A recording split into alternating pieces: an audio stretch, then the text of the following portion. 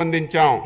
2024-25 సంవత్సరంలో AP GSDP మొదటి ముందస్తు అంచనాల ప్రకారం వ్యవసాయం జీవీఏలో 57,187 కోట్లు, అంటే వ్యవసాయంలో వృద్ధి రేటు 22.86%గా నమోదైంది. గత ప్రభుత్వం భూసార పరీక్షలను పూర్తిగా విస్మరించింది. మన ప్రభుత్వం 2024-25లో సాయిల్ హెల్త్ అండ్ ఫెర్టిలిటీ పథకం కింద 13.09 కోట్లు నిధుల ఖర్చుతో 4,30,000 భూసార పరీక్ష పత్రాలను రైతులకు అందించింది.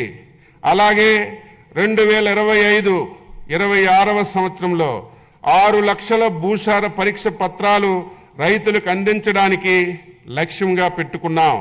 2014 నుండి 2019 వరకు అప్పటి మన ప్రభుత్వం రైతులు వారి పొలంలోని భూసారాన్ని సరిచేసుకొని మంచి దిగుబడి సాధించడానికి 3 లక్షల మెట్రిక్ టన్నులు జింకు, జిప్సం, బోరాన్ వంటి సూక్ష్మ పోషకాలను రాయితీలతో రైతులకు అందించాం.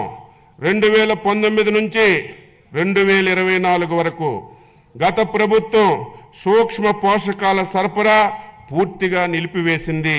తిరిగి మన ప్రభుత్వం 2025-26 సంవత్సరంలో 5.98 లక్షల హెక్టార్ల విస్తీర్ణంలో రైతులకి రాయితీపై సూక్ష్మ పోషకాలు పంపిణీ చేయడానికి నిర్ణయించాం. ప్రస్తుతం భూసారాన్ని తెలుసుకోవడానికి వాడుతున్నటువంటి సాంప్రదాయక వెట్ కెమిస్ట్రీ స్థానంలో డైకెమిస్ట్రీ పద్ధతిని వినియోగంలోకి తీసుకురావడానికి చర్యలు తీసుకుంటున్నాం.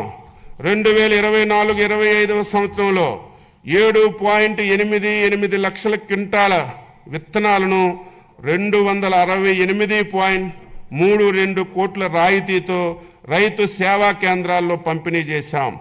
గత ప్రభుత్వం చెల్లించకుండా బకాయిలు పెట్టినటువంటి 120 కోట్లు విత్తన రాయితీని ఈ ప్రభుత్వం చెల్లించింది.